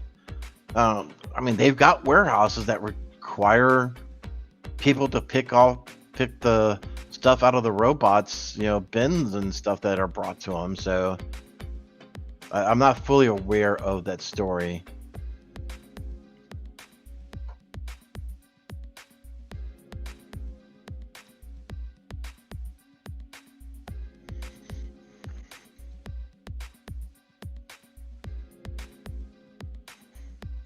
See you later, David B. Have a good one, sir. Thanks, Justin. I'm getting caught up.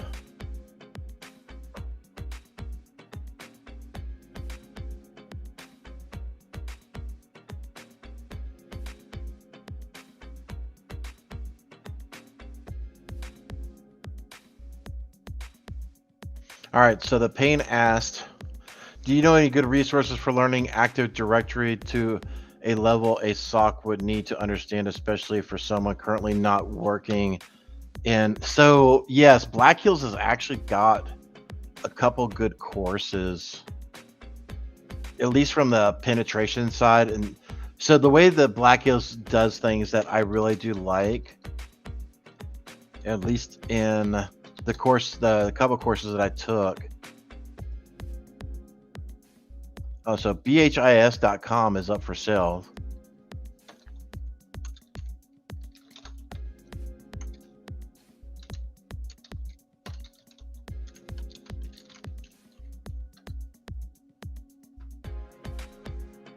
So don't ever do bhis.com.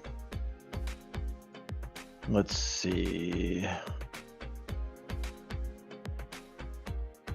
I know I'm not sharing my screen. Just bear with me a second, ladies and gentlemen.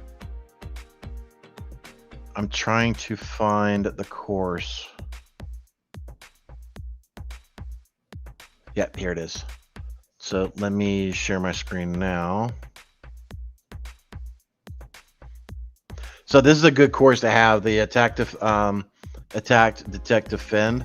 They actually go through and they have some scripts to help set up a domain and all that stuff, and then you're going to be attacking it. So you kind of learn on both sides of that curve a little bit.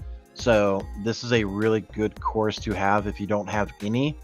So in AWS, I believe they help stand up the domain controllers, some workstations, stuff like that. So I know it's a little bit past what you want to do, but I think, seeing those scripts and being able to, see that in production of how things are done will give you some AD skills there. So definitely worth taking a look at.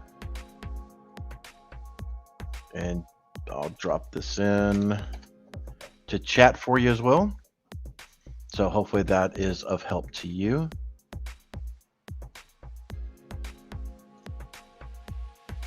Do you use curve LCD? If so, what size, model, company? Yeah, so I've got a curved here and I got a flat over here. This one's Samsung. That one is an LG. LG does not like HDR apparently.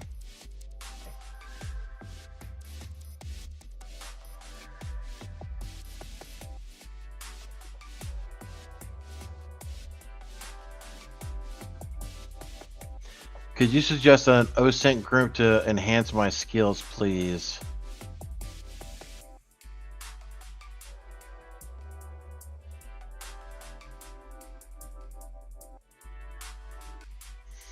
You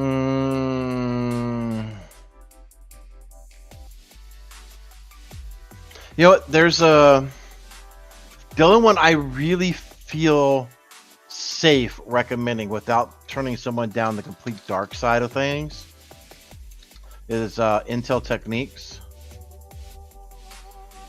I know a lot of stuff about it, but I think this is the safest one to put people down the rabbit hole on. Oops, sorry.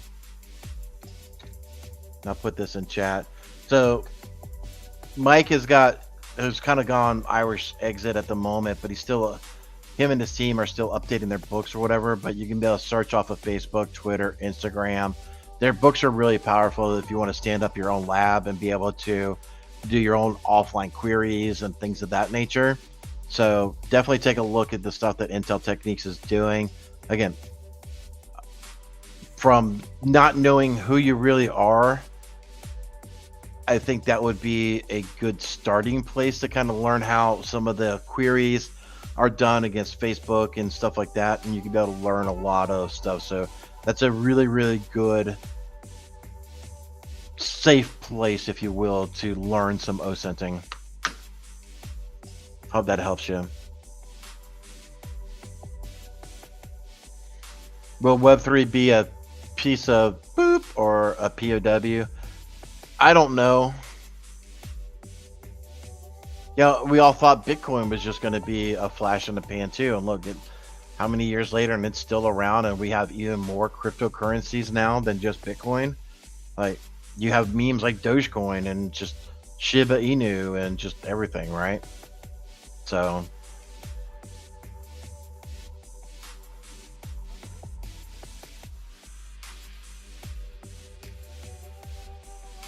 mine was named the POS. Oh, your rifle? Yeah. Yeah, I was that guy, man. I was young and dumb, and you know what?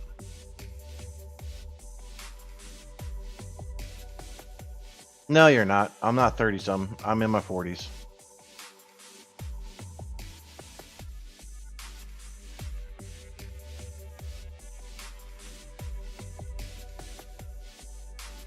Yeah, there's a lot of people that are doing RTO. Those who don't know that acronym, RTO stands for Return to Office. So there's a lot of people saying either return to the office or GFO or GTFO, which is pretty much get the F out, go find a job somewhere else. Yeah, I personally am very, very mixed on the whole office situation. There's good things about it. There's of course a lot of bad things about it. You know, I do think in my corporate world, when growing up and getting into the space and everything, you know, after leaving and going to black box and everything, you build a certain level of camaraderie, and you know, the complete mayhem of being in a network infrastructure and data centers and stuff like that, where you know, just the pranks that you pull on each other, and you're able to, I think, become better friends because you're that close in proximity to people that you're forced to work together. you're really able to get past a lot of stuff versus, faking technical issues off of a Zoom or Teams call.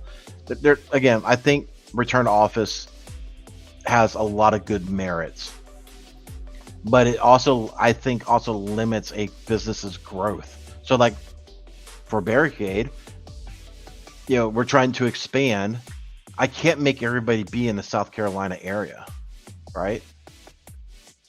There's only so many people around my area that would be a viable candidate to work. So, being able to have talent outside of our local Charleston geographic area is very, very important.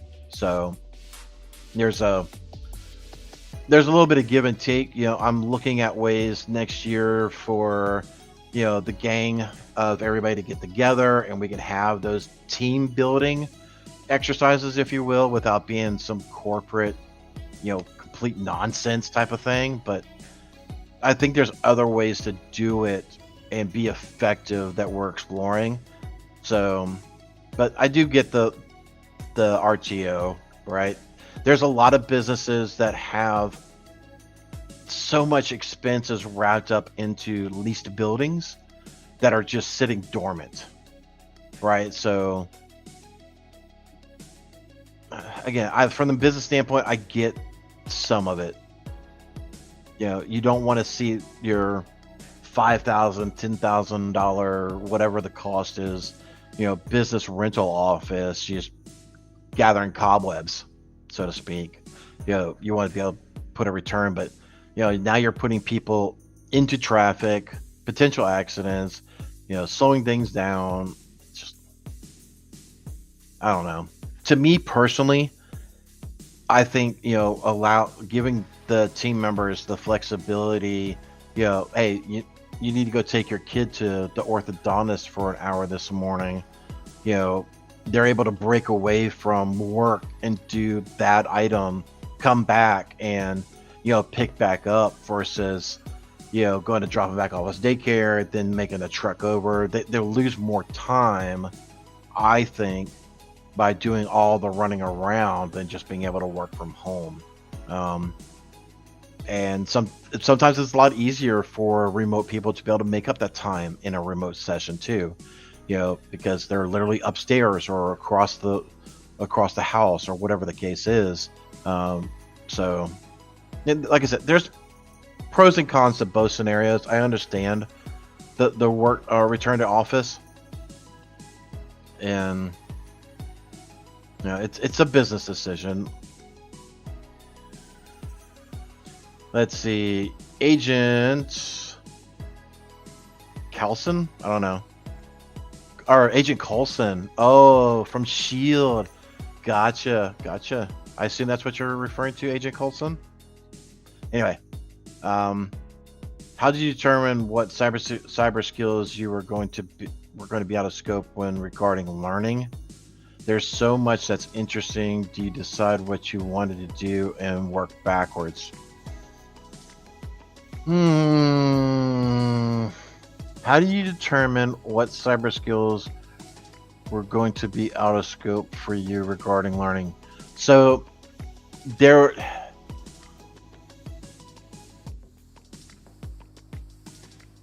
getting into the field, I was not a practicer of what I preach now. You got to remember, this is 20 some years ago.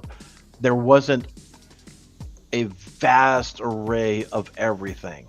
A lot of stuff was just breaking news. It was, cutting edge stuff. So we were able to absorb more because there was not so much of it. So with that in mind, I wanted to learn it all, right? I wanted to know how token rings networking worked. I wanted to learn how sound blasters worked. You weren't a geek or a nerd or whatever unless you're able to build your own PC from all the parts that you got off of, Newegg or whatever. Before even those sites, you actually drove your butt down to the local computer shop and you worked part-time helping repair computers back there to save up money to buy the parts for your dream rig to be able to do what you wanted to do, things like that. So, there was a finite amount of things that were out at the time when I was getting into it. So, cybersecurity, it was still a very new thing. So it's a whole thing, right? So I think nowadays there's so much to learn. There's so much blue team, there's so much red team stuff, there's so much technology. There wasn't a thing called IoT when I was getting into it, right? I mean, robot vacuums, we never thought of that. Your thermostat that could be remotely controlled, right? I mean, for the real olds, we never thought we would have a cordless remote for our TV. We were living high on the hog when you had the TV remote that was corded, and you can go back across the room and change your channel, the 5-7 channels that we had because of the rabbit ears. We were living high on the hog in those days, right? So I mean, there was not a lot of technology like you have today, right? So getting into it was really easy to want to absorb that technology, where today it's a lot different, where you really, because there's so much of it, and it's any specific field is advancing so fast that you do need to specialize in what you want to be effective in that field, being a master of one versus a jack of all type, right? So I know I kind of went on an ADHD rant a little bit there, but hopefully that's helpful to you. Alt F4 would be a good name for people. Ross, I love you.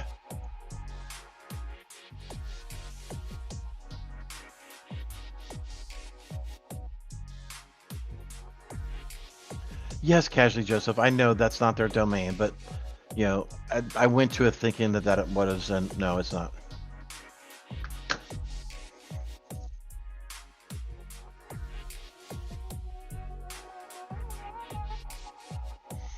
I assume you're talking about the trust test. I've heard that. You can fail it 1,000,000 times and it'll help you get the answers right.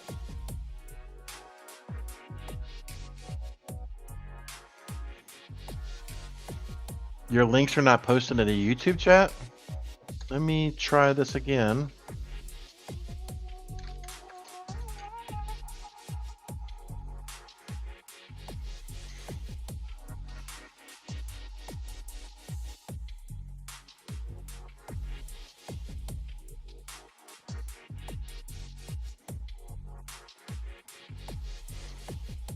Wow, it's not.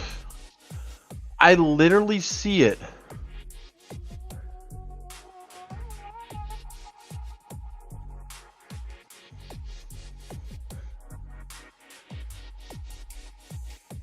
But I'm not seeing it in Restream. That is so freaking weird. So those who... I'll bring this actually over here. So I did a test here. But I'm not seeing myself as posted.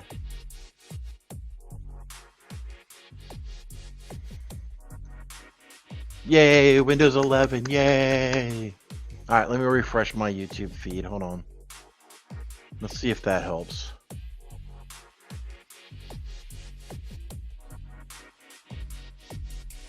I don't know if it's a YouTube thing or a Windows thing. All right, but in the interest of that, this is what I'll do.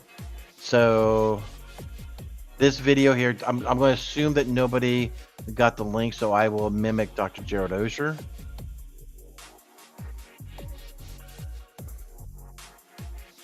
Yeah, my chat's not even showing up now.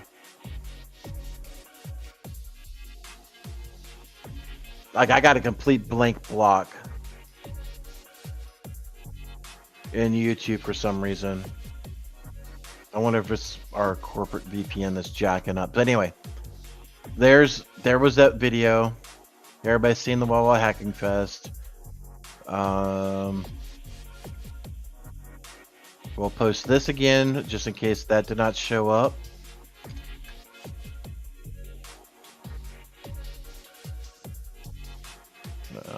This was the test. And this was the tools.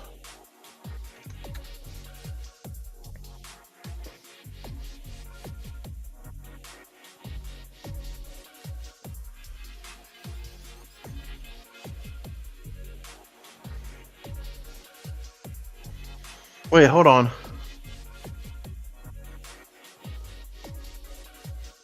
I'm not on a Mount account, so I can't post links. It's not Windows 11. Okay. So I actually need to switch over to...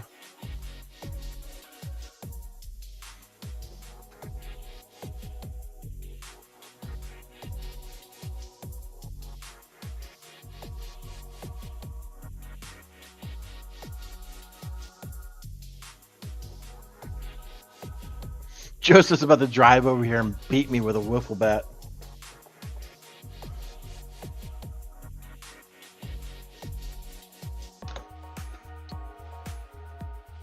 For some reason, this chat is just jacked up on my feed here. Like, it's showing, like, seriously, it's like, it's just a black box. I don't know. I wonder if the blocking tool. No, it's still doing it that way too. I don't know. Whatever.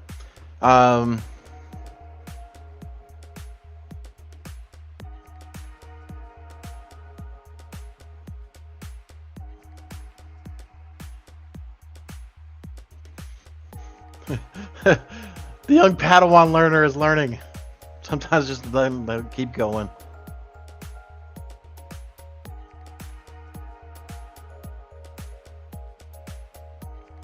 But I'll make sure that I am in YouTube as Barricade Cyber.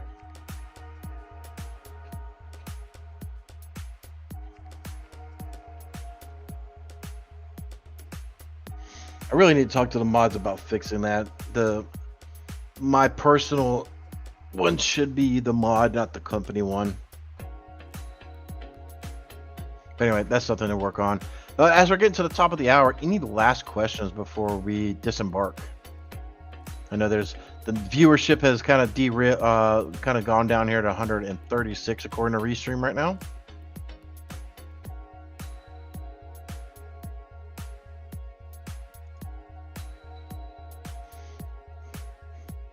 Fair.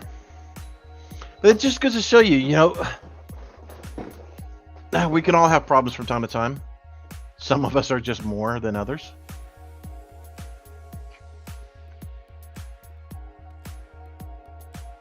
Was that you who just sent me something on LinkedIn? Upgrading Jeff? I was just seeing something about that. I was like, what in the world is this?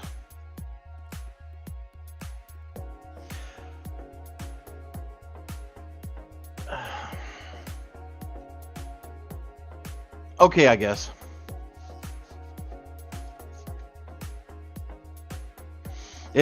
Space Tacos, it comes in waves.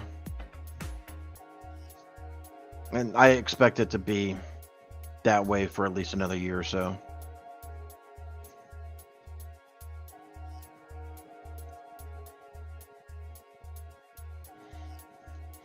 I thought I already was.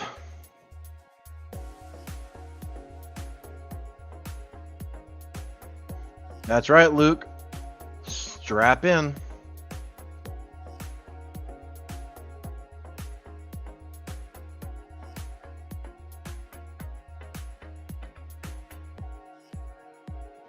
All right, ladies and gentlemen, we're going to disembark. We are at the top of the hour, or we are at the top of the hour.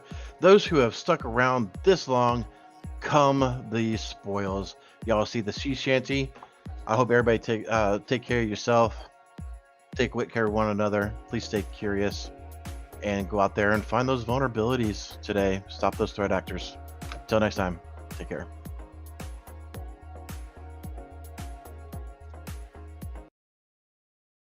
The kid whose passwords laid across all sites, they were the same, a criminal, then found their fame by taking that data to go. Soon may a criminal come. pictures and data and run. One day when the crime is done, they'll steal your account and go.